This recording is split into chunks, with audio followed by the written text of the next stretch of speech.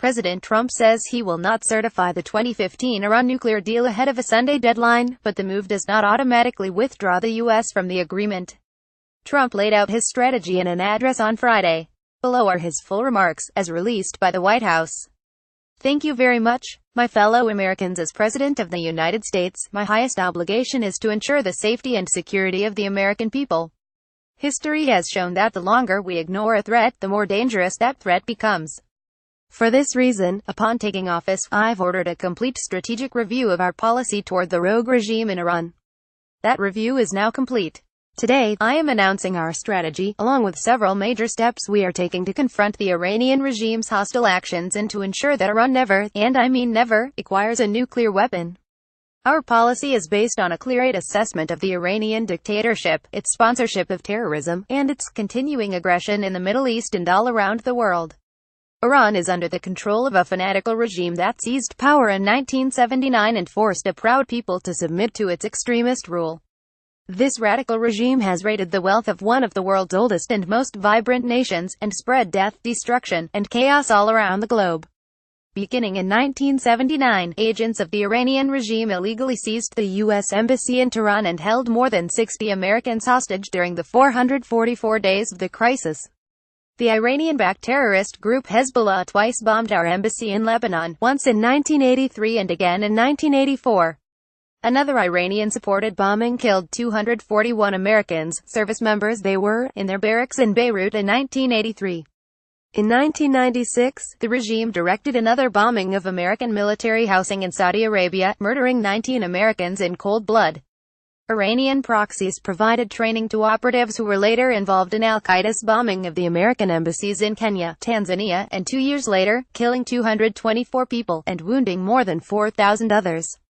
The regime harbored high-level terrorists in the wake of the 9/11 attacks, including Osama bin Laden's son. In Iraq and Afghanistan, groups supported by Iran have killed hundreds of American military personnel. The Iranian dictatorship aggression continues to this day. The regime remains the world's leading state sponsor of terrorism, and provides assistance to al-Qaeda, the Taliban, Hezbollah, Hamas, and other terrorist networks. It develops, deploys, and proliferates missiles that threaten American troops and our allies. It harasses American ships and threatens freedom of navigation in the Arabian Gulf and in the Red Sea. It imprisons Americans on false charges. And it launches cyber attacks against our critical infrastructure, financial system, and military. The United States is far from the only target of the Iranian dictatorship-long campaign of bloodshed. The regime violently suppresses its own citizens. It shot unarmed student protesters in the street during the Green Revolution. This regime has fueled sectarian violence in Iraq, and vicious civil wars in Yemen and Syria. In Syria, the Iranian regime has supported the atrocities of Bashar al-Assad's regime and condoned Assad's use of chemical weapons against helpless civilians, including many, many children.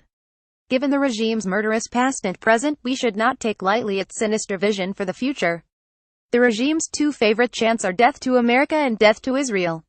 Realizing the gravity of the situation, the United States and the United Nations Security Council sought, over many years, to stop Iran's pursuit of nuclear weapons with a wide array of strong economic sanctions. But the previous administration lifted these sanctions, just before what would have been the total collapse of the Iranian regime, through the deeply controversial 2015 nuclear deal with Iran. This deal is known as the Joint Comprehensive Plan of Action, or JCPOA. As I have said many times, the Iran deal was one of the worst and most one-sided transactions the United States has ever entered into. The same mindset that produced this deal is responsible for years of terrible trade deals that have sacrificed so many millions of jobs in our country to the benefit of other countries. We need negotiators who will much more strongly represent America's interest. The nuclear deal threw Iran's dictatorship a political and economic lifeline, providing urgently needed relief from the intense domestic pressure the sanctions had created. It also gave the regime an immediate financial boost and over $100 billion its government could use to fund terrorism. The regime also received a massive cash settlement of $1.7 billion from the United States, a large portion of which was physically loaded onto an airplane and flown into Iran. Just imagine the sight of those huge piles of money being hauled off by the Iranians waiting at the airport for the cash. I wonder where all that money went. First of all, the deal allows Iran to continue developing certain elements of its nuclear program. And importantly, in just a few years, as key restrictions disappear, Iran can sprint towards a rapid nuclear weapons breakout. In other words, we got weak inspections in exchange for no more than a purely short-term and temporary delay in Iran's path to nuclear weapons. What is the purpose of a deal that, at best, only delays Iran's nuclear capability for a short period of time? This, as President of the United States, is unacceptable. In other countries, they think in terms of 100-year intervals, not just a few years at a time. The saddest part of the deal for the United States is that all of the money was paid up front, which is unheard of, rather than at the end of the deal when they have shown they've played by the rules. But what's done is done, and that's why we are where we are. The Iranian regime has committed multiple violations of the agreement. For example, on 2 separate occasions, they have exceeded the limit of 130 metric tons of heavy water. Until recently, the Iranian regime has also failed to meet our expectations in its operation of advanced centrifuges. The Iranian regime has also intimidated international inspectors into not using the full inspection authorities that the agreement calls for. Iranian officials and military leaders have repeatedly claimed they will not allow inspectors onto military sites, even though the international community suspects some of those sites were part of Iran's clandestine nuclear weapons program. There are also many people who believe that Iran is dealing with North Korea. I am going to instruct our intelligence agencies to do a thorough analysis and report back their findings beyond what they have already reviewed. By its own terms, the Iran deal was supposed to contribute to regional and international peace and security. And yet, while the United States adheres to our commitment under the deal, the Iranian regime continues to fuel conflict, terror, and turmoil throughout the Middle East and beyond. Importantly, Iran is not living up to the spirit of the deal. So today, in recognition of the increasing menace posed by Iran, and after extensive consultations with our allies, I am announcing a new strategy to address the full range of Iran's destructive actions. First, we will work with our allies to counter the regime's destabilizing activity and support for terrorist proxies in the region. Second, we will place additional sanctions on the regime to block their financing of terror. Third, we will address the regime's proliferation of missiles and weapons that threaten its neighbors, global trade, and freedom of navigation. And finally, we will deny the regime all paths to a nuclear weapon. Today, I am also announcing several major steps my administration is taking in pursuit of this strategy. The execution of our strategy begins with the long overdue step of imposing tough sanctions on Iran's Islamic Revolutionary Guard Corps. The Revolutionary Guard is the Iranian Supreme Leader's corrupt personal terror force and militia. It has hijacked large portions of Iran's economy and seized massive religious endowments to fund war and terror abroad.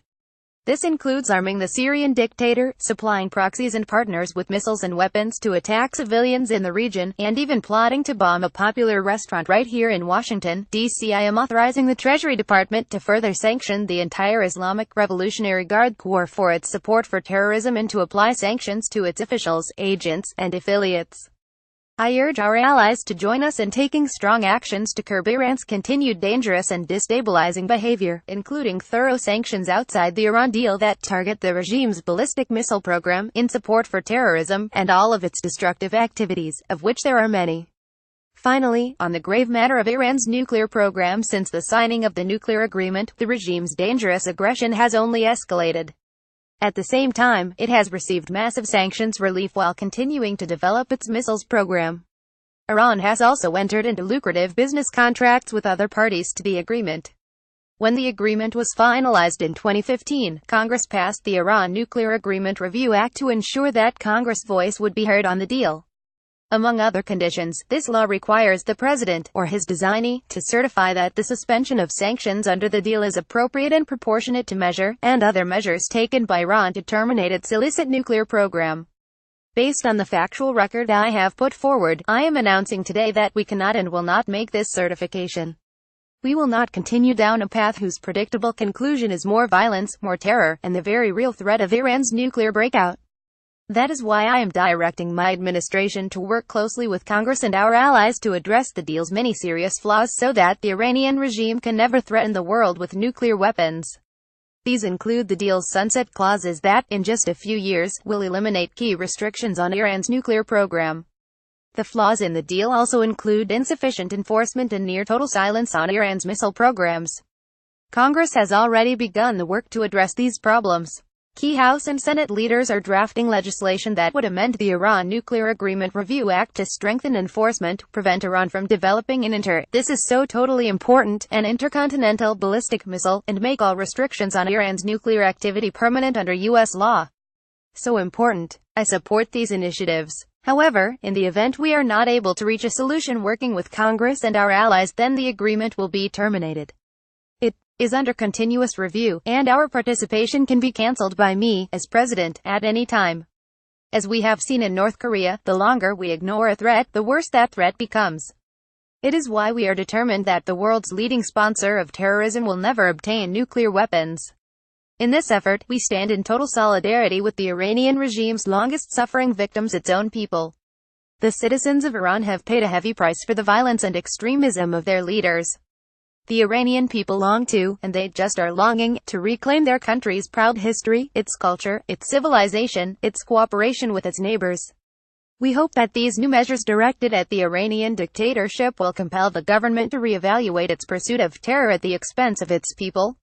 We hope that our actions today will help bring about a future of peace, stability, and prosperity in the Middle East, a future where sovereign nations respect each other and their own citizens. We pray for a future where young children, American and Iranian, Muslim, Christian, and Jewish, can grow up in a world free from violence, hatred, and terror.